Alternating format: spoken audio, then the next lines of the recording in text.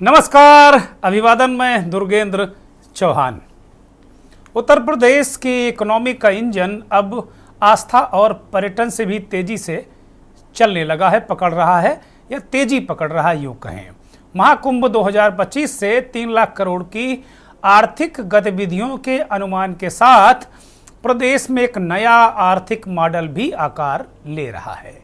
क्या धार्मिक पर्यटन उत्तर प्रदेश को $1 ट्रिलियन इकोनॉमी के लक्ष्य तक पहुंचाने में अहम भूमिका निभा सकता है?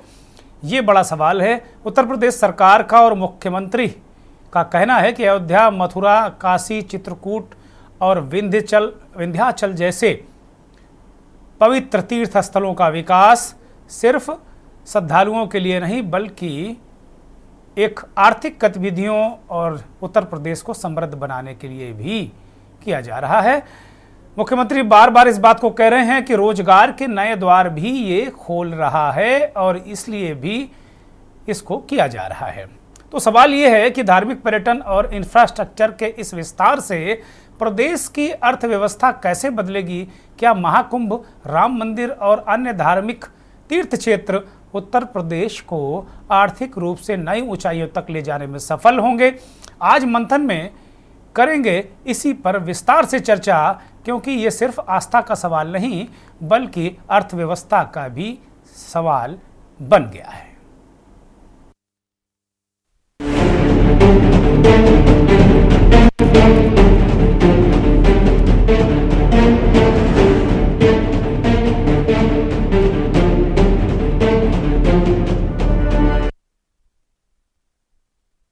उत्तर प्रदेश की योगी आदित्यनाथ सरकार ने अपना नवा बजट पेश किया है 2025-26 के लिए और विधानसभा में वित्त मंत्री सुरेश खन्ना ने 8 लाख करोड़ रुपए से अधिक का बजट पेश किया। ये मेगा बजट कहा गया, महा बजट कहा गया, उत्तर प्रदेश की दिशा और दशा को बदलने वाला बजट कहा गया। बजट की शुरुआत मंत्रोच्चार के साथ हुई। इस बजट में शिक्षा, बुनियादी ढांचे, स्वास्थ्य, धार्मिक पर्यटन, शहरी विकास, किसान, नौजवान, कामकाजी महिलाएं, इनको केंद्र में रखकर योजनाओं का ऐलान किया गया और उसमें व्यवस्था भी की गई धन की।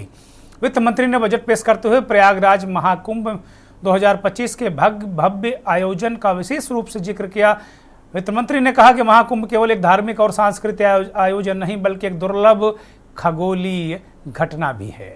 इस आयोजन की भव्यता को ध्यान में रखते हुए सरकार ने विशेष बजट आवंटित किया है, जिससे प्रयागराज में आधारभूत ढांचा, इंफ्रास्ट्रक्चर डेवलप किया जाएगा और सुविधाओं का विस्तार भी किया जाएगा ताकि भविष्य के कुंभ भी इसी तरीके से शानदार तरीके से संपन्न हो। वित्त मंत्री ने कहा कि महाकुंभ 2025 के अलावा सरकार ने अन्य धार्मिक स्थलों के विकास के लिए भी बजट में प्रावधान किया है। वाराणसी, अयोध्या, मथुरा, काशी, वृंदावन, विंध्याचल, चित्रकूट को विश्व स्तरीय पर्यटन स्थल के रूप में कॉरिडोर बनाकर विकसित करने में विशेष ध्यान दिया गया है। मुख्यमंत्री ने भी इस बात को जोर दिया।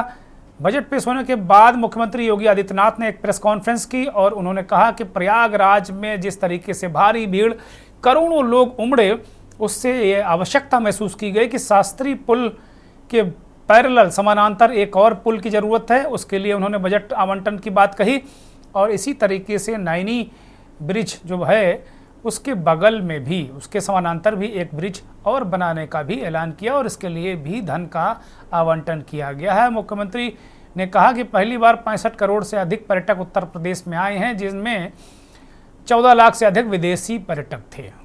मतलब 65 करोड़ पर्यटक बहुत बड़ी संख्या और विदेशी पर्यटक 14 लाख। 25-26 का ये बजट गरीब, अन्नदाता, किसान, युवाओं, महिलाओं के उत्थान को समर्पित है। मुख्यमंत्री ने ऐसा कहा। यह बजट 8 लाख करोड़ रुपए से अधिक का है। डबल इंजन की सरकार की प्रतिबद्धता को भी दिखाता है। मुख्यमंत्री ने बहुत सारी बातें कही। मुख्यमंत्री ने विपक्ष को भी आड़े हाथ लिया और कहा कि विपक्ष जो भी सकारात्मक काम होते हैं उनको एक तरीके से एक नकारात्मक दृष्टिकोण से देखता है। ये अच्छी बात नहीं है। विपक्ष को भी मुख्यमंत्री ने आईना दिखाया। मुख्यमंत्री की प्रेस कॉन्फ्रेंस और विधानसभा में बजट होने के ठीक बाद उत्तर प्रदेश के पूर्व मुख्यमंत्री और सबसे बड़ी जो विपक्षी पार्टी है समाजवादी पार्टी, उसके मुखिया अखिलेश यादव ने प्रेस कॉन्फ्रेंस की और उन्होंने उर्दू के कई पर्यायवाची बताकर प्रेस कॉन्फ्रेंस की शुरुआत की और उन्होंने कहा कि महाकुंभ पर भी वो योगी सरकार को निशाने पर उन्होंने रखा और कहा कि हार्वर्ड यूनिवर्सिटी ने महाकुंभ की व्यवस्था पर एक किताब लिखी, मुख्यमंत्री को जरूर पढ़ना चाहिए। अपने सहयोगी कमाल अख्तर के जरिए उन्होंने उसकी अंग्रेजी प्रति मुख्यमंत्री को भेज दी है। वो प्रति रखने के लिए है, पढ़ने के लिए वो एक और हिंदी की प्रति भेज रहे हैं, मुख्यमंत्री उसे पढ़ें जरूर। अखिलेश यादव ने कहा कि ये बजट केवल ढोल पीटने वाला है, डंका पीटने वाला है।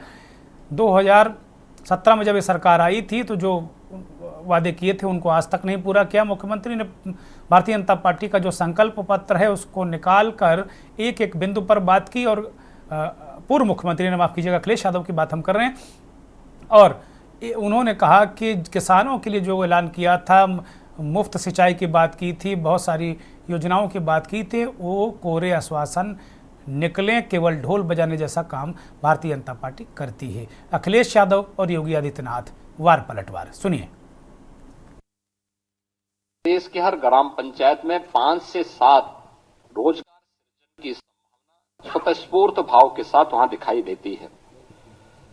2023-24 का बजट उत्तर प्रदेश के अंदर एक त्वरित, सर्वसमावेशी और समग्र विकास के साथ आत्मनिर्भर उत्तर प्रदेश की नींव को सुदृढ़ करने वाला बजट प्रस्तुत किया गया था और 2025-26 का बजट एक राम राज्य के लिए समर्पित, लोक मंगल की कामना से समर्पित बजट था। तो 2025-26 के अंदर जो 2024-25 का हमारा बजट था, ये उत्तर प्रदेश के अंदर टूरिज्म में भी, ट्रेड में भी, टेक्नोलॉजी में भी एक नए उछाल लाने वाला बजट था। पहली बार 65 करोड़ से अधिक पर्यटक उत्तर प्रदेश के अंदर आए। 14 लाख से अधिक इसमें विदेशी पर्यटक भी थे और पर्यटन में जो उत्तर प्रदेश पहले तीसरे नंबर पर था, वह उसने 2019 के बाद से जो गति पकड़ी, वह नंबर 1 पर देश के अंदर आने में सफल हुआ है। और 2025-26 का जो बजट है, यह भारत की सनातन संस्कृति को समर्पित सर्वे भवन्तु सुखिनः की अवधारणा पर गरीब, अन्नदाता किसान, युवा, महिला के उत्थान को समर्पित है। इसमें प्रधानमंत्री मोदी जी का विजन, जिसमें वंचित को वरेता, यानी वंचित को वरेता, उसका एक थीम है, उसका केंद्रीय भाव है, इसको समर्पित है। इस बजट का जो दायरा है, जो कि वित्त मंत्री जी ने अपने बजट भाषण में भी कहा कि 8,08,736 करोड़ रुपये से अधिक का यह बजट है, जो 2024-25 की तुलना में 9.8% अधिक है। इसमें एक तरफ जो बजट का आकार में बढ़ोतरी, ये राज्य के सामर्थ्य को प्रदर्शित करता है, तो दूसरी ओर यह बजट डबल इंजन सरकार की प्रतिबद्धता को भी दिखाता है। इस बजट में हमने 2,25,561 करोड़ 49 लाख रुपए कैपिटल एक्सपेंडिचर के लिए इसमें प्रस्तावित किया है, जिसके माध्यम से इंफ्रास्ट्रक्चर पर धनराशि जो व्यय होगी, इससे अधिक रोजगार की सृजन इसके माध्यम से होंगे और यह अर्थव्यवस्था को सुदृढ़ करता है। आज का दिन विशेष है और इसलिए क्योंकि उत्तर प्रदेश का 9वां बजट पेश हुआ है। ये सेकंड लास्ट बजट था इनका, सेकंड लास्ट बजट। इसके बाद आखिरी बजट होना है और फिर हम सब लोगों को नई सरकार चुनने का मौका मिलेगा। जिस सरकार के पिछले कई बजटों को अगर हम देखें,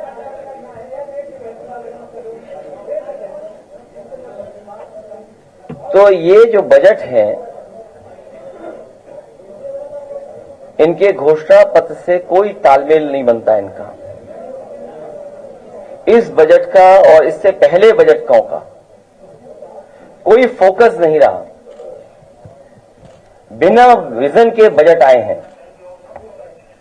कोई रोड मैप तैयार नहीं था सरकार का कि किस दिशा में हम लोगों को उत्तर प्रदेश को ले जाना है, और कोई क्लैरिटी नहीं है बजटों में कि हम किसान या जो बेसिक चीजें हैं, लोगों की जरूरतें हैं, उनको कैसे किया जाए।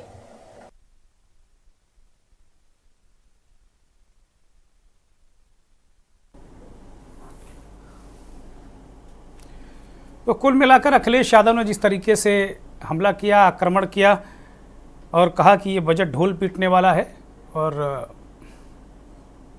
उन्होंने कहा कि जो घोषणा पत्र है बीजेपी का, संकल्प पत्र है, उससे मेल खाता नहीं है ये।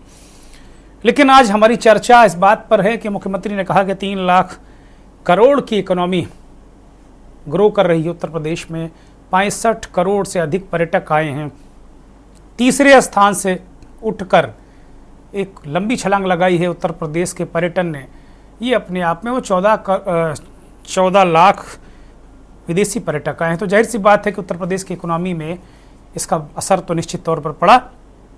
आज इसी बात को लेकर हम चर्चा कर रहे हैं कि क्या उत्तर प्रदेश में जो ये पर्यटन, धार्मिक पर्यटन है, ये मंदिर की इकोनॉमी है, दर्शन की इकोनॉमी है, क्या ये उत्तर प्रदेश की अर्थव्यवस्था को गति दे रही है, गति दे पाएगी, आगे इसकी कितनी संभावना है, और क्या ये एक परमानेंट सल्यूशन है इकोनॉमी को आगे ले जाने का। बहुत सारे सवालात होंगे। हमारे साथ कुछ विशिष्ट लोग जुड़े हुए हैं। एक ऐसे एक्सपर्ट आज हमारे साथ जुड़ रहे हैं, प्रवीण भारद्वाज जी, जो विश्व बैंक और तमाम अंतर्राष्ट्रीय संस्थाओं में काम कर चुके हैं, देश प्लानिंग के एक्सपर्ट हैं, जो इकोनॉमी है उसको लेकर भी प्रवीण भारद्वाज जी ने बहुत काम किया है। प्रवीण जी, बहुत स्वागत, बहुत धन्यवाद, बहुत आभार आपका हमारे इस कार्यक्रम में जोड़ने के लिए। हयात उमर वरिष्ठ पत्रकार हैं, विश्लेषक हैं, आर्थिक पत्रकारिता को भी बहुत अच्छे तरीके से जानते हैं, करते हैं, समझते हैं। पूजा मिश्रा, समाजवादी पार्टी की नेता प्रवक्ता, हमारे साथ जुड़ी हैं। आपका भी बहुत स्वागत, बहुत धन्यवाद, आभार आपका। कुछ और मेहमान थोड़ी देर में हमारे साथ जुड़ेंगे।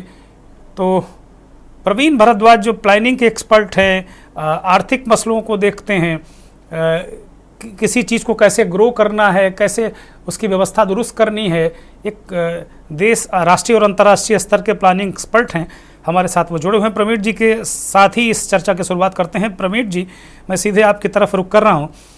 उत्तर प्रदेश के मुख्यमंत्री ने कहा कि 3 लाख करोड़ की इकोनॉमी कुंभ से डेवलप हुई है। यहाँ पर 65 करोड़ लोग आए हैं पर्यटक के रूप में, 14 लाख विदेशी हैं। और पिछले दिनों आप भी कुंभ गए थे, स्नान किया, ध्यान किया, आपने पूजा अर्चना भी की। लेकिन जब कोई एक्सपर्ट किसी महाआयोजन में जाता है तो उसकी दृष्टि, एक जो उसकी एक्सपर्टाइज होती है, उस पर भी रहती है। तो मेरा सवाल प्रवीण जी यही है कि क्या उत्तर प्रदेश की सरकार, जैसे अभी आज बजट में ऐलान किया गया कि चित्रकूट, मथुरा, काशी, अयोध्या, वृंदावन, विंध्याचल, एक तमाम सारे कॉरिडोर बना के, मतलब लगभग 1200 करोड़ रुपया इन सब जगह के लिए अलर्ट किया गया है।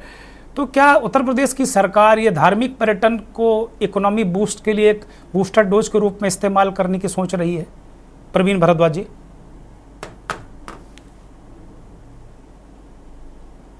प्रवीण जी मुझे लगता है कि सुन नहीं पा रहे हैं मुझे, या उनका संपर्क कटा हुआ है। यही सवाल मैं टॉस करता हूं हयात उमर की तरफ। हयात उमर जी सर, देखिए, निसंदेह पर्यटन किसी भी प्रकार का हो, धार्मिक हो या आपका प्राकृतिक है, यानी कि इकोलॉजिकल पर्यटन से कहते हैं, या हम आमतौर से जो या विदेशी पर्यटन, या किस प्रदेश की इकोनॉमी में एक महत्वपूर्ण योगदान होता है। लोग बाहर से आते हैं, हमारे यहाँ आकर के पैसा खर्च करते हैं, वो कहीं ना कहीं हमारी जो अर्थव्यवस्था है उसमें इनपुट आता है और उससे बाकी चीजें भी इंप्रूव होती हैं। लेकिन जब तक इसका बाकायदा एक डिटेल्ड स्टडी ना हो, पहली बात तो ये कि हमारे यहाँ जिस परिप्रेक्ष्य में आज ये बात चर्चा का विषय है, वो परिप्रेक्ष्य भी हमको पहले उसको समझना पड़ेगा। देखिए, हम पहले से ही 2-3 जगहें जो हमारे यहाँ थी, वो पहले से ही बड़ी विश्व प्रसिद्ध थी और उसको पर्यटन के लिहाज से हम विश्व के मानचित्र पर थे। उसमें से एक है प्रमुख आगरा और दूसरा प्रमुख है काशी या वाराणसी। उसके अलावा कुछ बौद्ध चक्र परिचक्र जो है हमारा, जो बुद्धा सर्किट कहलाता है, उससे भी हमारे यहाँ पर्यटन और का आता रहा, आकर्षित होता रहा है। लेकिन इस सरकार में और खास करके 2019 के बाद जो सरकार 22 में जब सरकार दोबारा बनी, तो दो बड़े चीजें हुई। एक तो ये कि काशी में फिर से जो नवनिर्माण हुआ है धाम का, एक वो, और दूसरा अयोध्या धाम। ये दो, काशी विश्वनाथ धाम और अयोध्या धाम यानी कि राम मंदिर जिसे कह लीजिए, इनसे बड़ी तादाद में विदेशी तो हम नहीं कह सकते, अध्ययन कुछ उसमें है नहीं, लेकिन ये तो परिलक्षित है कि जो हमारा देसी पर्यटन है यानी देश के अंदर वाला पर्यटन है, वो जाहिर सी बात है काफी कुछ बढ़ा है। लोग आए हैं, खास करके राम मंदिर के इनॉग्रेशन के बाद, उसकी प्राण प्रतिष्ठा के बाद काफी लोग अन्य प्रदेशों से यूपी आने में इच्छुक रहते हैं और आते रहते हैं। लेकिन इसकी एक जब तक कि और अब ये कुंभ का जो आयोजन हुआ, कुंभ में सरकार का दावा कोई 50-60 करोड़ लोगों के आगमन का दावा है। ये दावा है, वास्तव में उनकी संख्या क्या थी, कम थी, ज्यादा थी, कितनी कम थी या कितनी ज्यादा थी, और जो आए उनका किस कैटेगरी के, उनका किस आय वर्ग के लोग आए, उन्होंने आके औसतन हमारे यहाँ कितना खर्च किया आकर के, इसकी एक डिटेल्ड स्टडी होनी चाहिए। यूं ही दावा कर देना कि हमारे पर 1 लाख करोड़ का, 2 लाख करोड़ का, 3 लाख करोड़ का, ये तो एक मतलब बिना किसी अध्ययन के, अभी कुंभ पूरा हमारा समाप्त नहीं हुआ है और पहले से इस तरह के दावे कर देना, ये अपने आप में थोड़ा सा मुझे लगता है कि एक इमेच्योर बात हो जाएगी। अभी उतना परिपक्व नहीं मामला माना जाएगा। नहीं, मुख्यमंत्री जी ने कहा है कि वो अग्रसर है, 3 लाख करोड़ की इकोनॉमी की तरफ हम अग्रसर हैं। जब कुंभ खत्म होगा तो ये ज्यादा भी हो सकती है। मैंने कहा कि जब अब देखिए, एक होता है हमारे देश में एक नीति आयोग है, नीति आयोग या बजटरी जो हमारा प्रोविजंस होता है, या हमारे जीएसटी प्रोविजंस जो होते हैं, जब हम जीएसटी हमारा ईयरली कैलकुलेट होता है कि हमने कितनी जीएसटी का हमारा मॉपअप हुआ, उसमें हम कहां पे स्टैंड करते हैं, उससे काफी कुछ हमारा इकोनॉमी पता चल जाती है। हम 3 लाख करोड़ का दावा कर दे, 4 लाख करोड़ का दावा कर दे, उससे कुछ बहुत हासिल नहीं है। हासिल उससे कि हमारा जीएसटी कितना इंप्रूव हुआ। और देखिए, ये चीज एक बबल भी हो सकता है। धार्मिक पर्यटन जो होता है, चूंकि अभी खासकर काशी विश्वनाथ धाम, या अगर हम अयोध्या धाम को लेकर बात करें, या अभी प्रयागराज को लेकर के बात करें, कुंभ को लेकर बात करें, तो ये एक बबल इफेक्ट है। अगर इससे हमारी पर्यटन एकदम से बढ़ भी गई है, तो वो रेगुलर नहीं रहेगी, वो कंसिस्टिंग नहीं होगी। तो जब तक कि हमारी कोई चीज कंसिस्टेंट नहीं है, लगातार नहीं है और ग्रोथ के साथ नहीं है, तब तक हम उसे इकोनॉमी में ऐड या सब्सट्रैक्ट नहीं कर सकते हैं। और उसके लिए भी हमें एक बाकायदा स्टडी की चाहिए होती है। हमारे पास उसके लिए एक आधारभूत आंकड़े हमारे पास होने चाहिए, उसके एक सिस्टमेटिक स्टडी होनी चाहिए, और तब हम समझ पाएंगे कि इसमें क्या योगदान वास्तविक रहा। हाँ, इससे कतई इनकार कोई नहीं कर सकता है कि अगर 65 करोड़ का या 60 करोड़ का या 50 करोड़ का दावा किया जा रहा है, और हम ये मान भी ले रहे हैं, और उसमें हम ये मानते हैं कि अगर प्रति व्यक्ति 1000 रुपए भी अगर हम ये माने कि आकर के यहाँ पे आकर के हमारे प्रदेश में दूसरे प्रदेशों से आए लोगों ने खर्च किया है, और उसमें दूसरे प्रदेश से आए लोग अगर मान ले हम कि 20 करोड़ 25 करोड़ भी थे, तो एक हमारी इकोनॉमी को एक अच्छा योगदान, करीब 2 लाख करोड़ का योगदान हम मान सकते हैं कि मोटे तौर पे हुआ होगा। लेकिन ये क्या कंसिस्टेंट रह पाएगा? प्रयाग तो फिर महाकुंभ तो फिर 12 साल के बाद आएगा, तो 12 साल तक तो क्या हमारी इकोनॉमी ऐसे जिगजैग तो नहीं चलेगी ना। इकोनॉमी का तो शेप ऐसे होता है तो इकोनॉमी ग्रो में आती है। यही है हयात, हम आपकी बातों को समझ रहे हैं, दर्शक भी समझ रहे होंगे। मुख्यमंत्री ने एक संस्था की रिपोर्ट की बात कही कि उस संस्था की रिपोर्ट है, हम नहीं कह रहे हैं वो किसी सरकारी संस्था की रिपोर्ट, मुझे इस वक्त याद नहीं है, संभवतः सीएजी की रिपोर्ट की बात कर रहे हैं, वह किसी की बात कर रहे थे, वो मैं सुन नहीं पाया विधानसभा में उनकी बात वो, लेकिन वो किसी ऑथेंटिक रिपोर्ट के हवाले से कह रहे थे।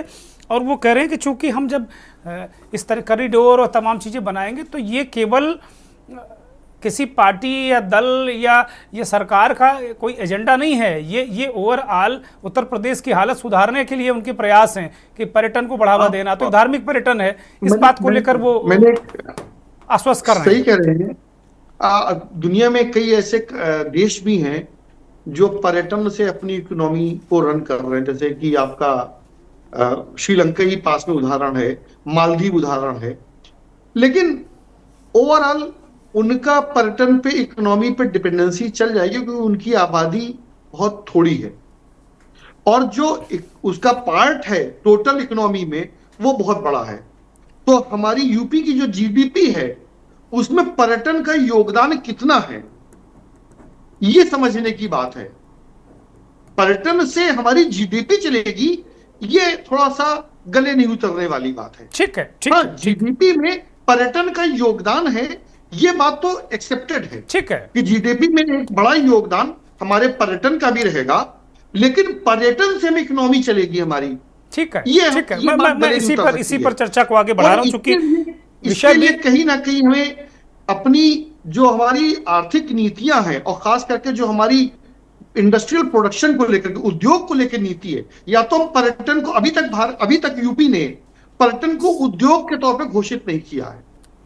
ठीक है, हम इस विषय पर भी आएंगे है। आज कुछ और भी मेहमान हमारे साथ जुड़े हैं, लेकिन ये बड़ा महत्वपूर्ण विषय है और इसीलिए बहुत सारे लोग आज बजट पर डिस्कस कर रहे हैं, तो बहुत सारे इश्यूज को डिस्कस कर रहे हैं। लेकिन हम इसीलिए कि मुख्यमंत्री ने कहा कि 3 लाख करोड़ की इकोनॉमी बूस्ट हुई है, 65 करोड़ लोग आए हैं उत्तर प्रदेश में पर्यटक के रूप में, 14 लाख विदेशी हैं, तो और वो फिर आज के बजट में वो रोड मैप दिख रहा है। अयोध्या, मथुरा, काशी, चित्रकूट, विंध्याचल, तमाम जगह कॉरिडोर बनाने के लिए आर्थिक आवंटन भी किया गया, धन भी दिया गया। तो इसका मतलब उत्तर प्रदेश की सरकार धार्मिक पर्यटन को बहुत मजबूती के साथ में उसका इंफ्रास्ट्रक्चर तैयार कर रही है, रोड मैप तैयार कर रही है। एक ब्रेक ले रहा हूँ, ब्रेक के बाद कुछ और मेहमान हमारे साथ ब्रेक से लौट आए हैं। इस बीच कुछ और मेहमान हमारे साथ जुड़ गए हैं। इस देश के जाने माने अर्थशास्त्री, तमाम विषयों में काम करने वाले, देश और दुनिया के तमाम संस्थाओं में सलाहकार के रूप में भूमिका निभा रहे हैं अभी भी वो। Professor doctor Amitabh Kundu JNU के पूर्व डीन हैं और जाने माने इस देश और दुनिया के अर्थशास्त्री हैं। प्रोफेसर साहब बहुत स्वागत, बहुत धन्यवाद। और प्रवीण भारद्वाज जी भी हमारे साथ लगातार बने हुए हैं, उनका संपर्क टूट गया था, प्रवीण भारद्वाज फिर से आ गए हैं। प्लानिंग एक्सपर्ट हैं, देश और दुनिया में उन्होंने काम किया है, तमाम वर्ल्ड बैंक से लेकर यूएनओ तक काम किया है प्रवीण भारद्वाज जी ने, उनसे भी हम चर्चा करेंगे। लेकिन प्रोफेसर कुंडू की तरफ मैं रुख करूंगा। प्रोफेसर कुंडू, एक बड़ी दिलचस्प बात, बड़ी महत्वपूर्ण बात आज उत्तर प्रदेश के बजट में हुई। बजट पे तो डिस्कशन चल ही रहा है, लेकिन सबसे महत्वपूर्ण बात मुझे इस बजट में जो लगी कि उत्तर प्रदेश अपनी 1 ट्रिलियन इकोनॉमी को ले जाने के लिए, 1 ट्रिलियन इकोनॉमी करने के लिए मुख्यमंत्री ने कहा कि एक जो सर्वे है, संभवतः कैग का सर्वे है वो, या कैग की रिपोर्ट है, मैं उसको सुन नहीं पाया, लेकिन वो एक किसी ऑथेंटिक रिपोर्ट के आधार पर वो कह रहे हैं कि 3 लाख करोड़ की इकोनॉमी बूस्ट हुआ है, इकोनॉमी यहाँ डेवलप हुई है महाकुंभ की वजह से। 65 करोड़ लोग उत्तर प्रदेश में आए हैं, जिसमें 14 लाख विदेशी हैं। और आज के जो बजट में रोड मैप दिखा है वो अयोध्या, मथुरा, काशी, चित्रकूट, विंध्याचल धाम में कॉरिडोर बनाने के लिए भी पैसे, एक अच्छी खासी धनराशि आवंटित की गई है। तो क्या किसी राज्य के लिए, किसी देश के लिए, क्योंकि उत्तर प्रदेश एक देश के बराबर ही है, 25-26 करोड़ आबादी है, दुनिया में तमाम ऐसे देश भी इतनी आबादी के नहीं है, तो क्या ये धार्मिक पर्यटन उसकी आधारभूत संरचना हो सकता है, रीढ़ की हड्डी हो सकता है क्या, प्रोफेसर कुंडू? क्योंकि चर्चा बजट पर और आर्थिक इम्पैक्ट जो है, इकोनॉमिक इम्पैक्ट उस पर हो रही है, इसलिए मैं सामाजिक और धार्मिक इम्पैक्ट क्या पड़ेगा इस टूरिज्म को डेवलपमेंट करने का, उस पर मैं चर्चा नहीं करूँगा। लेकिन ब्रेक के पहले हयात साहब जो बता रहे थे उससे मैं थोड़ा डिसएग्री करता हूँ, क्योंकि मैं समझता हूँ कि उत्तर प्रदेश का रैंकिंग जो है टूरिज्म में काफ़ी हाई है। एक स्टडी हुआ था केरला इंस्टीट्यूट में, वो 3रा नंबर पे है। और निश्चित रूप से ये जो इम्पैक्ट जो पड़ेगा, जो फिगर दिया गया है 3 लाख करोड़ का, ये तो मुझे लगता है निश्चित रूप से क्विक एस्टिमेट है। इसका इम्पैक्ट जानने के लिए हमें मल्टीप्लायर इफेक्ट देखना पड़ेगा। पहला जो खर्चा हो रहा है, जिनको मिलेगा वो कैसा खर्चा करेंगे, एक लिंक्ड इम्पैक्ट जो है वो एसेस करना पड़ेगा। ये बहुत ही जल्दबाजी में किया गया है एक फिगर देने के लिए, लेकिन निश्चित रूप से मैं समझता हूँ कि सेकेंड क्वार्टर में हमारे इस फाइनेंशियल ईयर में जो गिरावट आई थी आर्थिक विकास के दर में, उत्तर प्रदेश में भी आई थी, उसको आगे ले जाने में ये एक निश्चित रूप से एक कदम है। ये शॉर्ट टर्म इम्पैक्ट तो है निश्चित रूप से, लेकिन ये शॉर्ट टर्म इम्पैक्ट भी मेरे ख्याल से उत्तर प्रदेश के लिए अच्छा रहेगा। और एम्प्लॉयमेंट जनरेशन जो है वो टूरिज्म इंडस्ट्री में जनरली एम्प्लॉयमेंट इलास्टिसिटी काफ़ी अच्छी होती है और लोअर लेवल पे ये इम्पैक्ट पड़ेगा। लेकिन मैं सवाल ये मैं बताना चाहता हूँ कि आज से 5 दशक पहले जब मैं कॉलेज में था तो हम जब महाकुंभ की बात सुनते थे तो जनरली छोटे शहरों से और जो लोअर मिडिल क्लास और मिडिल क्लास के लोग या बड़े बुजुर्ग लोग वो जाया करते थे। इस बार बताना पड़ेगा निश्चित रूप से ये upper middle class, upper class वहाँ पर गया है, जिसके एक स्पेंडिंग कैपेसिटी काफ़ी अच्छी है। और इसमें मैं तो बिल्कुल आदित्यनाथ जी से सहमत हूँ कि एक शॉर्ट टर्म इम्पैक्ट पड़ेगा। लेकिन सवाल यह है कि अगर आप टूरिज्म डेवलपमेंट करना चाहते हैं और उत्तर प्रदेश में इतनी पोटेंशियल है जिसको हम लोग इस्तेमाल नहीं कर पा रहे हैं, उसकी वजह यह है कि जितने सारे सेंटर हैं, आप कुशीनगर को लीजिए, सारनाथ को लीजिए, वृंदावन को लीजिए, इंफ्रास्ट्रक्चरल डेफिशिएंसी इतनी है। आप इतना पैसा एक जगह एक सेंटर में क्रिएट करके वहां पर पोल्यूशन का प्रॉब्लम हुआ, स्टैम्पीड का प्रॉब्लम हुआ। अगर आप वाकई टूरिज्म डेवलपमेंट को लॉन्ग टर्म पर्सपेक्टिव में देखना चाहते हैं तो उत्तर प्रदेश के लिए मैं समझता हूँ बहुत पोटेंशियल है। और जो बहुत सारे छोटे शहर हैं, रिलीजियस टूरिज्म एक जरिया है। अगर रिलीजियस भावना देश में आ रही है, उसको अगर इस्तेमाल करके उत्तर प्रदेश गवर्नमेंट अपनी इकोनॉमी को फायदा पहुंचाना चाहता है, मैं समझता हूं कि ठीक है, करने दीजिए। लेकिन मैं समझता हूं कि लॉन्ग टर्म इम्पैक्ट जो है इसका ठीक इससे बेहतर किया जा सकता था। अगर आप वाकई टूरिज्म को एक देश के विकास के, उत्तर प्रदेश के राज्य के विकास के एक जरिया बनाना चाहते हैं तो उसका स्ट्रैटेजी अलग होना चाहिए। इंफ्रास्ट्रक्चर डेवलपमेंट हो, आइडेंटिफाई करें। देखिए, आप एक गोवा बना नहीं सकते टूरिज्म अट्रैक्ट करने के लिए। जो बने हुए शहर हैं, जहां पर पोटेंशियल है, लोगों की आस्था है, वहां पर आप इंफ्रास्ट्रक्चर डेवलपमेंट कीजिए। एक इवेंट से निश्चित रूप से कुछ समय के लिए हमें फायदा मिलेगा, लेकिन मैं समझता हूँ ये लॉन्ग टर्म स्ट्रेटेजी का हिस्सा नहीं हो सकता। ये बड़ी महत्वपूर्ण बात कही। और जिसको आपने कहा, तो योगी ने आज विधानसभा में जिक्र भी किया कि हम 3 नंबर पर पर्यटन में थे। उसी रिपोर्ट का, जो केरला की रिपोर्ट आप कह रहे हैं, और वो कह रहे हैं कि हम बिल्कुल जंप करके हम बहुत आगे आ गए। 3 से वो बिल्कुल हम 1 और 2 के बीच में आ गए हैं कहीं ना कहीं। तो ये अपने आप में बड़ी महत्वपूर्ण है। अब हयात साहब कह रहे हैं कि टेम्परेरी फेज है, ये जो एक बबल इकनॉमी है, इससे कैसे आप किसी आधारभूत उसकी बात कर सकते हैं, किसी बेस की बात आप कैसे कर सकते हैं कि इससे उत्तर प्रदेश 1 ट्रिलियन चला जाएगा। आपकी जो बात दर्शकों को गई है वो आप कह रहे हैं कि नहीं, ठीक, अच्छी बात है, धार्मिक पर्यटन कोई बुरी बात नहीं, अच्छी बात है। और मैं भी इसको मानता हूं कि भाई ठीक है, पर्यटन हो रहा है, आस्था लोगों की हो रही।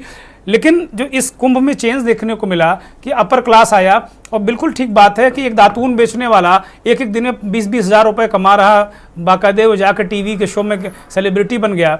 इसी तरीके से मेरी बात हो रही थी, तो बहुत सारे जो नाविक हैं वो कम से कम 200, 300 किलोमीटर गंगा में नाव चलाकर प्रयागराज पहुंचे। वहां भले ही किसी ठेकेदार ने उनकी आधी से ज़्यादा कमाई अपनी जेब में रख ली, लेकिन उसके बाद भी 2-2, 3-3 लाख रुपए वो कमाकर आए। उत्तर प्रदेश के विभिन्न शहरों से वो गए थे। तो कहीं ना कहीं पैसा तो गया, और पैसा पंप भी हुआ वहाँ पे। और पैसे मतलब जो वहाँ सेवाएं देने वाले लोगों को भरपूर पैसे मिले, या उन्होंने 10-10, 8-8 गुना लिया, चाहे वो टैक्सी वाला हो, बस वाला हो, ड्राइवर हो। आज के डेट में मैं सोच रहा था कि जाकर स्नान करूं, मुझे एक ड्राइवर चाहिए था, वो कह रहा 1250 रुपये लूंगा मैं एक 12 घंटे के लिए। तो जाहिर सी बात है कि सब ने अपनी कास्ट बढ़ाई है। जो गाड़ियां थी वो 3 गुना, 4 गुना, 10-10, 8-8 गुना में गई। तो इकोनॉमी के लिए तो काम कहीं ना कहीं हुआ है। लेकिन जो प्रोफेसर कुंडू, मेरा एक और सवाल होगा, फिर मैं बाकी मेहमानों के पास जाऊँगा, कि टेम्परेरी के बजाय अगर इसको कहीं जो धार्मिक पर्यटन है, क्या ये परमानेंट स्वरूप नहीं ले सकता? क्या ये एक आधार नहीं बन सकता उत्तर प्रदेश की इकोनॉमी को आगे बढ़ाने के लिए? देखिए, हयात साहब कह रहे हैं कि बबल है, ये बबल तो है, लेकिन आर्थिक व्यवस्था में बबल का बड़ा अच्छा रोल होता है और उसको सही ढंग से अगर इस्तेमाल किया जाए तो निश्चित रूप से उत्तर प्रदेश की इकोनॉमी जो सेकंड क्वार्टर में काफी खराब अवस्था में थी वो सही आ सकता है। लेकिन मैं समझता हूँ कि अगर लॉन्ग टर्म अगर आप इम्पैक्ट को देखें तो मुझे लगता है इंफ्रास्ट्रक्चरल डेवलपमेंट करना पड़ेगा। शॉर्ट टर्म में भी जैसे आपने कहा कि मिडिलमैन ने काफी पैसे कमाए हैं, ये तो हमारे सिस्टम में है मिडिलमैन का रोल, अब क्या कर सकते हैं। लेकिन फिर भी मैं समझता हूँ कि टूरिज्म इंडस्ट्री में जो ट्रिकल डाउन इफेक्ट है तो निश्चित रूप से गरीब तबके पर पहुंचा है, तो इसमें कोई शुबा नहीं ठीक बात है कि अर्थव्यवस्था में जो इस रीजन में निश्चित रूप से कुछ फायदे हुए हैं गरीब लोगों को। लेकिन अगर आप बजट की बात करते हैं, दीर्घकालीन योजना की बात करते हैं, तो टूरिज्म एक बहुत बड़ा जरिया है उत्तर प्रदेश के लिए। आपको आइडेंटिफाई करने का पड़ेगा, एक कॉन्सेंट्रेटेड एक 3 महीने के लिए और एक शहर और एक रीजन के आसपास ना करके एक लॉन्ग टर्म प्रोग्राम बनाए। बहुत सारे छोटे शहर हैं जो रिलीजियस सेंटिमेंट्स उससे जुड़े हुए हैं, और अगर ये आ रहा है, अगर हिंदूज में आ रहे हैं, मुस्लिम्स में आ रहे हैं, अगर ये एक जरिया है, लोग खर्चा करना चाहते हैं तो उसको हम इस्तेमाल करें। लोग अगर टेलीविजन खरीदना चाहते हैं, हम टेलीविजन इंडस्ट्री को प्रमोट करते हैं। अगर टूरिज्म में जाना चाहते हैं, इसमें मल्टीप्लायर इफेक्ट निश्चित रूप से गरीब तबके पर पहुंच रहा है। लेकिन ये एक झटके में एक जगह और 2-3 महीने के लिए ये बहुत अच्छा स्ट्रेटेजी नहीं होगा। योगी जी को सोचना पड़ेगा कि दीर्घकालीन योजना क्या बनाई जाए कि टूरिज्म इंडस्ट्री उत्तर प्रदेश के लिए एक अव्वल दर्जे पे आए और इकोनॉमी को लॉन्ग टर्म सस्टेनेबिलिटी दे सके। थैंक यू, बहुत बहुत धन्यवाद प्रोफेसर कुंडू साहब ने बहुत महत्वपूर्ण बात कही। अब मैं प्रवीण भारद्वाज की तरफ रुख करूंगा, प्लानिंग एक्सपर्ट हैं। अब प्रवीण जी का काम आ जाता है। प्रवीण जी से मेरा यही सवाल होगा, अभी प्रोफेसर कुंडू ने कहा कि योगी जी को एक लॉन्ग टर्म योजना बनानी पड़ेगी। इस बजट में मुझे दिख रहा है कि योगी आदित्यनाथ ने तमाम जो धार्मिक स्थल हैं, प्रमुख है अयोध्या, मथुरा, काशी, वृंदावन, चित्रकूट, विंध्याचल, तो वहाँ के लिए उन्होंने बजट आवंटित किया है कॉरिडोर बनाने के लिए। प्रवीण जी, क्या एक प्लानिंग एक्सपर्ट के तौर पर आपने देश और दुनिया में काम किया है, क्या ये धार्मिक पर्यटन, मेरा फिर वही सवाल होगा कि उत्तर प्रदेश की इकोनॉमी की रीढ़ बन सकता है क्या, या इसमें कुछ संभावनाएं बेहतर हैं क्या? प्रवीण जी देखिए, अभी हयात जी ने बातचीत की, उस वक्त प्रोफेसर कुंडू साहब ने भी बोला, 2-3 पहलू जो है सो निकल के आए। जो हयात जी ने बोला कुछ बात उनकी भी समझनी जरूरी है, जो कुंडू साहब ने बोला वो भी बात समझनी ज़रूरी है। देखिए, अगर हम अभी प्रयागराज के कुंभ की ही बातचीत लेते हैं तो कुछ सकारात्मक पहलू हैं तो कुछ नकारात्मक पहलू भी हैं। नकारात्मक पहलू को अगर आप देखें तो एक जाम लगना, लोगों को बहुत सारी व्यवस्थाएं न मिल पाना, वहाँ पर जाके ठहरने की पूरी व्यवस्था न हो पाना, हाँ। तो ये सब ये चीज़ दिखाता है कि अगर हमारी प्लानिंग में कहीं ना कहीं चूक रही है। अगर मुझे ये मालूम था कि अगर 40 या 45 लाख करोड़ आ रहे हैं, 65 लाख करोड़ अगर आ रहे हैं, तो वो रुकेंगे कहाँ, उनकी पार्किंग कहाँ होगी? क्यों किसी को शहर के जाने में 6 घंटे, 7 घंटे, 8 घंटे तक भी लग रहे हैं। तो जो इंफ्रास्ट्रक्चर डेवलपमेंट की बात प्रोफेसर कुंडू साहब ने बोली, अभी भी उसकी कहीं ना कहीं कमी है। अगर इंफ्रास्ट्रक्चर डेवलपमेंट की अगर बात देखें तो अब बहुत सारे ग्रीन कॉरिडोर्स आप बना रहे हैं, जो तमाम जगह बन रही है। आज अगर दूसरे तरफ चलकर 4 धाम यात्रा की तरफ देखते हैं तो सड़कों का चौड़ीकरण किया जा रहा है, उससे बहुत सारे लोग वहाँ पर जा भी रहे हैं। तो कुछ जो बेसिक कमियां हैं उनको समझने की ज़रूरत है कि इंफ्रास्ट्रक्चर अभी भी कमी है। अचानक आज बनारस में भी अगर लखा मेला की बात करते हैं, अगर वहाँ हो जाता है तो ठहरने की कमी हो जाती है। अभी अगर 26 तारीख को अगर महाशिवरात्रि आ गई, फिर एक मारामारी शुरू हो जाएगी। तो संभावनाएं हैं, ये नहीं है कि संभावनाएं नहीं हैं, लेकिन प्रॉपर प्लानिंग की इसीलिए ज़रूरत है कि अगर आपको लगता है आगे चल के इतने सारे लोग अगर आ रहे हैं तो उनका ऐसा इंफ्रास्ट्रक्चर की ज़रूरी है, लेकिन उसके साथ 2-3 चीज़ें और भी ज़रूरी हैं। मैं मथुरा वृंदावन के एक रिपोर्ट पे मैं काम कर रहा था और मैं 2 साल से उनके साथ जुड़ा हुआ भी था एज अ कंसल्टेंट। 3 सेक्टर हमारे बहुत महत्वपूर्ण होते हैं, प्राइमरी, सेकेंडरी और टर्शियरी। टर्शियरी में हम और आप जो बैठे हैं, जो बातचीत कर रहे हैं जी। अब अगर देखें कि मथुरा वृंदावन की बातचीत हो रही है तो अचानक जो है सो आपको खोए की बहुत ज़्यादा ज़रूरत अगर होती है तो ये बताइए कि भाई अगर आपके पास पशुओं की अगर कमी हो रही है तो डेयरी बनाने की ज़रूरत है। आपको जो है सो किसानों को और जो है सो गाय देने की ज़रूरत है, भैंस देने की ज़रूरत है कि कम से कम आपको आया है खोए में मिलावट ना हो, ये तमाम तरह की चीज़ों की बातचीत ना हो। आप अचानक देखते हैं अचानक फूल की बहुत ज़्यादा जो है से उपलब्धता अगर आप चाहिए, अयोध्या के आसपास देखेंगे कि भाई फ्लोरिकल्चर अचानक बहुत ज्यादा डेवलप किया, किसानों को उस तरह से करने की बात है। अयोध्या की अगर आप बात लिखें तो अचानक कहा जा रहा है जो 5 किलो 6 किलो जो है सो लड्डू बेचते थे, आज टनों में लड्डू बेच रहे हैं। जी। मतलब चने के उत्पादन की जरूरत है, क्योंकि कहीं ना कहीं से बेचन आती है। तो आपको ये जरूरत होता है कि आप प्राइमरी सेक्टर को उसके साथ कैसे जोड़ते हैं। आपको घी की जरूरत पड़ेगी, दूध की जरूरत पड़ेगी। अगर उतने सारे लोग आ रहे हैं, बिहार से बहुत सारे लोग आ रहे हैं, तो उन्होंने बताया कि राशन की कमी हो गई, बीच रास्ते में ढाबों की नहीं होगी। तो कहीं नहीं कहीं आपके पास राशन की कमी नहीं थी, लेकिन एक प्लानिंग की कमी थी कि ये खाने उपलब्धता कहाँ होगी। तो आप अगर कोई भी सेक्टर को डेवलप कर रहे हैं, आप वो देखिए कि मेन चीजें वहां क्या है। अगर वृंदावन में पोशाक बनती है और पोशाक बनती है तो उसके लिए जरी गोटे की जरूरत है, तो प्राइमरी सेक्टर सेकेंडरी सेक्टर उसको कैसे पूरा कर सकता है। तो अगर आप प्लानिंग करते हैं तो पूरा एक टोटालिटी आपको लेनी पड़ेगी। रोड सेक्टर कितना मुझे दे रहा है, टोल के पास आधे घंटे 1 घंटे मुझे क्यों लग रहे हैं, क्यों ऐसी बातें हैं, क्या हम बाईपास नहीं बना सकते थे, ये नहीं बना सकते हैं। तो निश्चित रूप से वो आगे जाएंगी, लेकिन जरूरत है। अब सेकेंडरी सेक्टर की अगर हम बात देखते हैं तो उसके साथ क्या है, हम ग्रीनफील्ड जो भी अगर हम बना रहे हैं तो हम ये कह रहे हैं कि उसके साथ नॉन कॉन्फॉर्मिंग इंडस्ट्री को भी हम बढ़ावा जी। दें। आप अगर वाराणसी की अगर आप बातचीत करें तो ये बातचीत चल रही है कि भाई वहां नॉन कॉन्फॉर्मिंग इंडस्ट्रीज को हम जी। बनाएं, जो कि पर्यटन से जुड़ी हुई चीजों को वो चीजें वो कर सकती हैं। अचानक आपको अयोध्या में बहुत सारे लोगों की होटल मैनेजमेंट की जरूरत अगर आपको पड़ गई, तो आपको होटल मैनेजमेंट इंस्टीट्यूट खोलने की जरूरत थी। आप वहाँ होटल मैनेजमेंट, आपको बाहर से बहुत सारे लोग, व्यवसाय वहां पर चीजों को मिलेगी।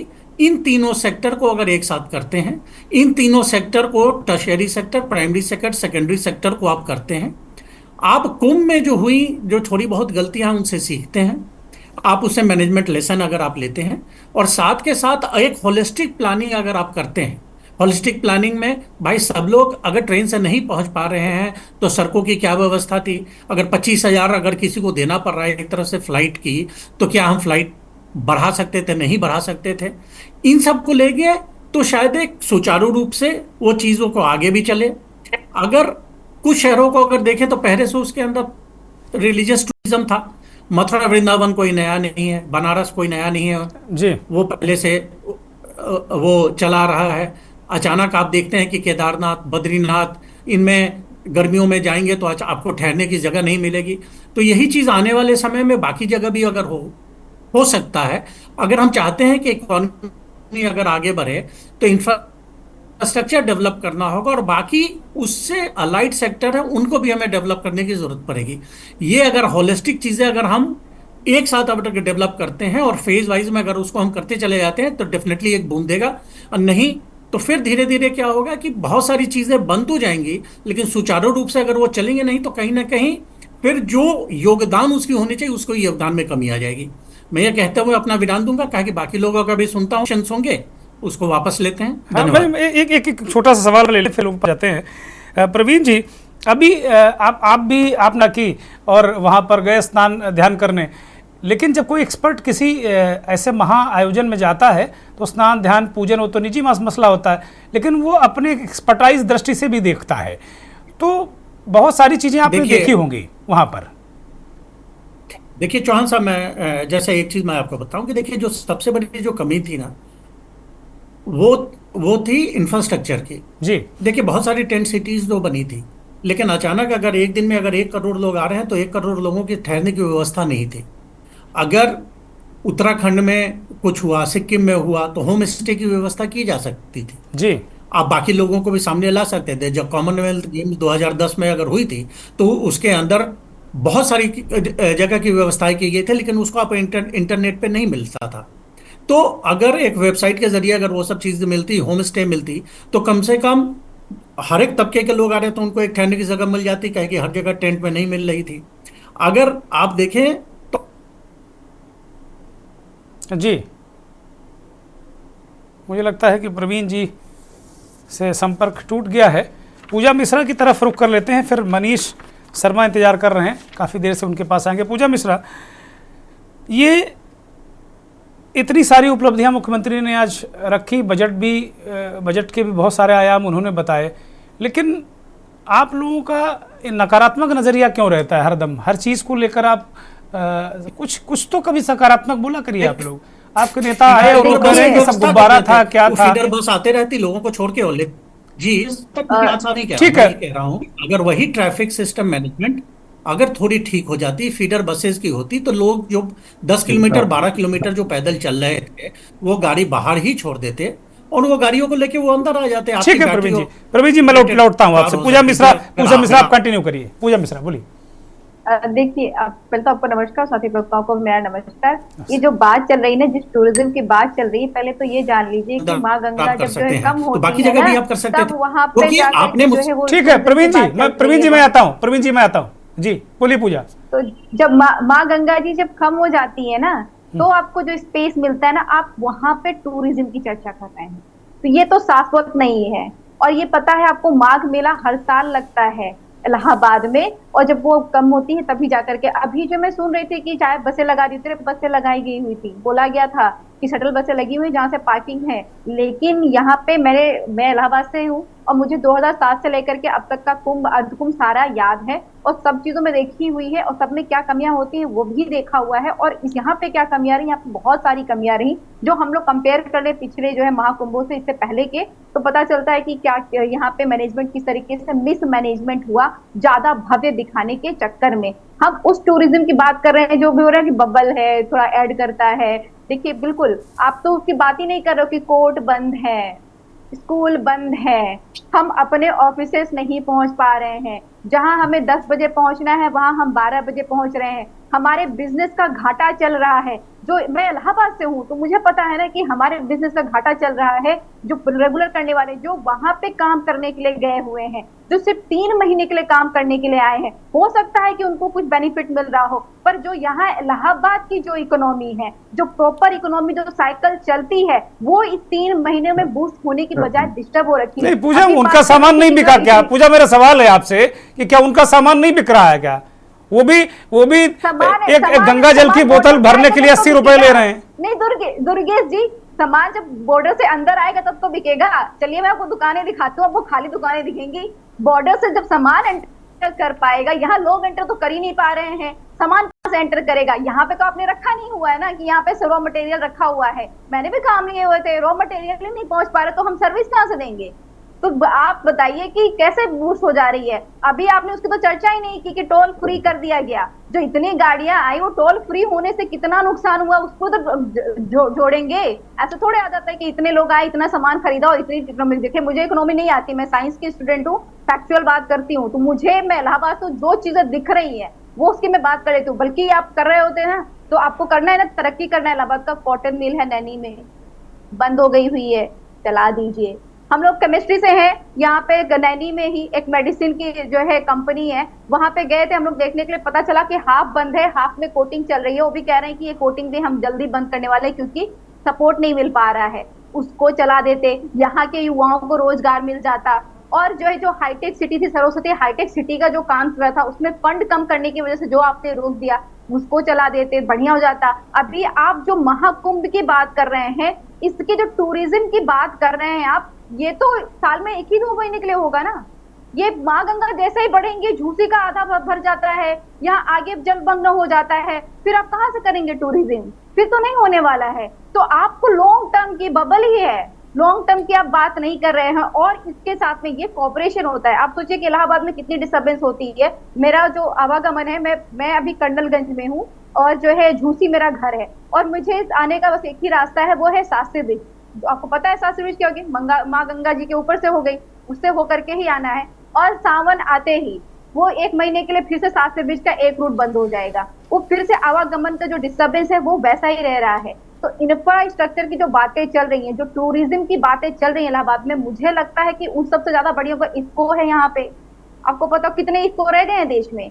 बुलपुर में इफको है, वहां पे क्या काम चल रहा है? नैनो यूरिया की बात तो चल रही है, नैनो यूरिया की होर्डिंग्स भी लग रही है, लेकिन काम क्या चल रहा है? तो ये चीजें करेंगे ज्यादा सही रहेगा। वो सदन में खड़े होकर के, पता नहीं आपने कहा कैट, मैंने भी देखा उस कैट का जो आप जो साइड कर रहे थे कि इतना जो है इकोनॉमी आ रही है। नहीं, वो कह रहे हैं कि भाई इस तरीके के जैसे महाकुंभ है, इसको लेकर आपकी पार्टी ने आलोचना की, बहुत सारी बातें की, लेकिन वो कह रहे हैं भाई इससे इकोनॉमी बढ़ रही है, आप लोग खामखा निंदा करते रहते हैं।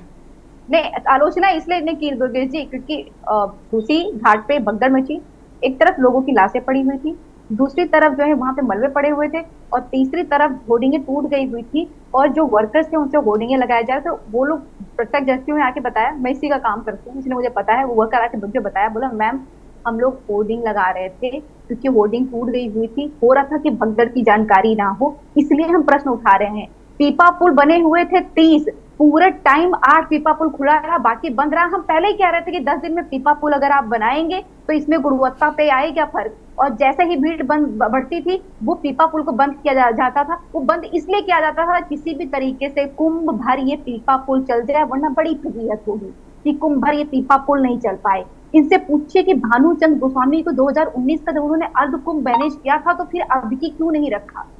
देखिए जो धरातल पे है, आप करने के विपक्ष सवाल, ये सवाल उठा रहे हैं। अब भानुचंद गोस्वामी को भेजा तो है, नहीं होते तो भानुचंद गोस्वामी गए तो है, काम तो कर रहे हैं वो, भानुचंद गोस्वामी गए।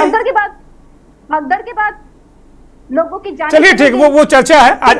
आज चूंकि अब काफी थोड़ा सा वक्त है, मनीष के पास जाते हैं। मनीष, ठीक है, बहुत सारी बातें हैं, पूजा कर रहे हैं कि वो बबल है, वो बहुत सारी बातें करें, ऐप को ठीक कर दीजिए, पुल ठीक कर दीजिए, लेकिन सडन उत्तर प्रदेश को फायदा हुआ ना।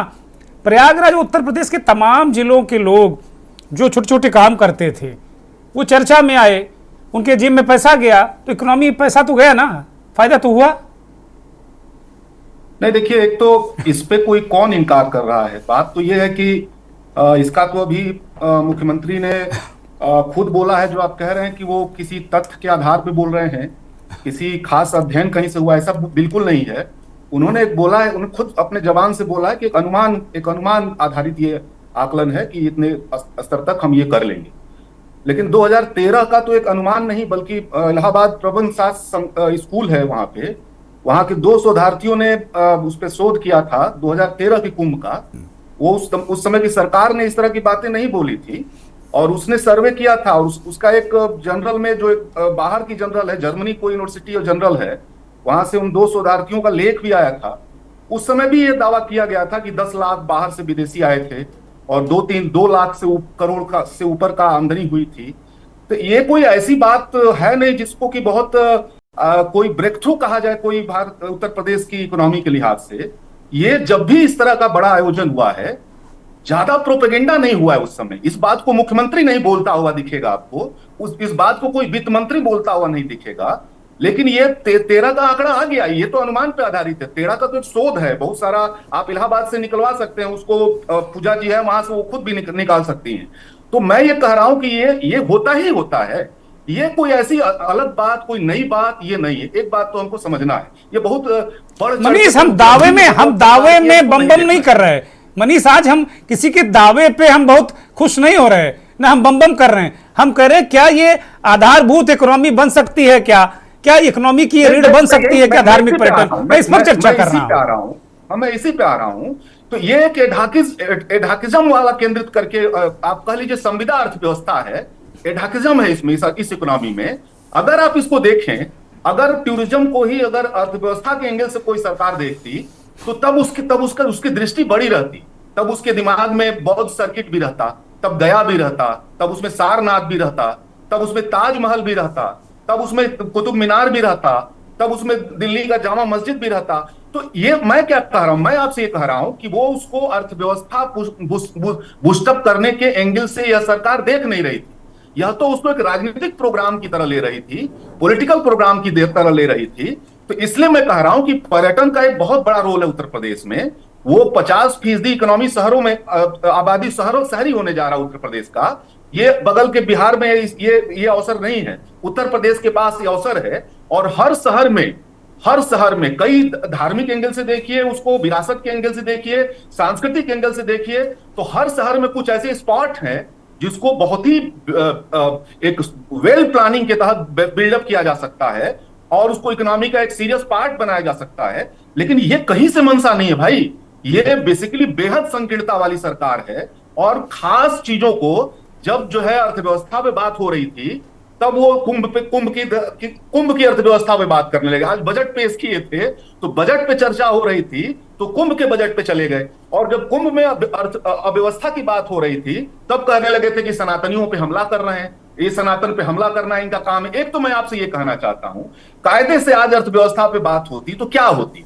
उत्तर प्रदेश, मैं बहुत शार्ट में अपनी बात करते हुए खत्म करूंगा। उत्तर प्रदेश में मैंने आज देख रहा था, हिंदुस्तान में सबसे ज्यादा पलायन जो है, अगर कहीं कहीं से किसी राज्य से हो रहा है रोजगार की तलाश में, तो वो उत्तर प्रदेश है। आप समझ लीजिए कि बिहार की चर्चा ज्यादा होती है, लेकिन आप जान लीजिए कि बिहार और यूपी मिला करके भारत के बाहर जाने वाले लोगों में आधी आबादी है, और उसमें उत्तर प्रदेश की आबादी 10 करोड़ है। आप कल्पना नहीं कर सकते हैं कि जिस ये 1 ट्रिलियन इकोनॉमी की बात कर रहे हैं उस पर चर्चा नहीं हो रही है, उस पर चर्चा होने नहीं दिए, चर्चा को दूसरी दिशा में मोड़ दिया। आप ये जान लीजिए यहाँ पे, यहाँ की एमएसएमई जो है औद्योगिक उत्पादन का 75% उत्पादन एमएसएमई करती है उत्तर प्रदेश की। वो बुनकरी है, वो ताला है, वो चमड़ा उद्योग है, वो आपका पीतल उद्योग है। तो ये एमएसएमई को लेकर के आप देखिए, उसको ये सरकार नष्ट कर रही है पूरी तरह से। तीसरी बात मैं आपसे कहना चाहता हूं कि इकोनॉमी में मांग पैदा करने के लिए आप 80% जो दलित आबादी है, 80% जो आदिवासी आबादी है, वो भूमिहीन है, और सरकार उसको जमीन दे सकती है। सरकार के पास वो कुवत है, वो इकोनॉमी को बूस्ट करेगी बहुत। अपने आप में ये सारे अर्थशास्त्री इस बात को कह रहे हैं कि ये इतनी बड़ी जो आबादी है वो जो है बहुत ही खराब स्थिति में है। तो अर्थव्यवस्था को जो बदलने का जो सवाल है, उसके जो दो महत्वपूर्ण खंभे हैं, खेती है, तो खेती हो गई, ये जो भूमिहीनता हो गई, ये जो एमएसएमई हो गई, और ये जो रोजगार के लिए बाहर पलायन हो रहा है। अगर आप उत्तर प्रदेश की जो अर्थव्यवस्था है उसको केवल सर्विस सेक्टर से, केवल पर्यटन के सेक्टर से आप उसको बिल्डअप नहीं कर सकते हैं। मुख्य अर्थव्यवस्था को टारगेट करते हुए, बिल्डअप करते हुए आप पर्यटन का भी सहयोग ले सकते हैं, सर्विस सेक्टर का भी सहयोग ले सकते हैं, लेकिन ये कोई दिशा नहीं दिखती है सरकार में। ठीक है मनीष, बहुत जल्दी मैं प्रवीण जी के पास जाऊंगा। प्रवीण जी, बस 20 सेकेंड में, क्या जो मनीष बातें कह रहे हैं वो बातें ज्यादा मजबूत हैं क्या? देखिए, 2 बातें हैं। मैंने पहले भी बोला है कि एक हॉलिस्टिक डेवलपमेंट की बातचीत होनी चाहिए। देखिए, ये मानी हुई बात है कि पर्यटन से विकास बिल्कुल हो सकता है, अभी भी हुआ है, एक लंबे समय तक हो भी सकता है। लेकिन जो आपकी मनीष जी बात कर रहे हैं वो भी बात बिल्कुल सही है कि अगर आप सब सेक्टर को साथ में लेके चले और उसमें पर्यटन को उसका अगर साथ अगर मिल जाता है तो डेफिनेटली ये इकोनॉमी जो है सो ज़्यादा अच्छा करेगी। ठीक है, क्योंकि जब भी अगर हम एक चीज़ पर निर्भर नहीं हो सकते हैं, हम हर चीज़ को लेकर अगर साथ चले तो पर्यटन अपना बहुत अच्छा रोल इसमें निभा सकता है। Thank you. हयात उमर, अंतिम टिप्पणी बहुत संक्षिप्त में। अनम्यूट करिए, अनम्यूट जी। जैसा कि प्रोफेसर कुंडू ने भी कहा, अभी हमारे दूसरे एक्सपर्ट बैठे हुए हैं, प्लानिंग एक्सपर्ट, उन्होंने भी कहा, हमारे पॉलिटिकल एडिटर ने भी कहा।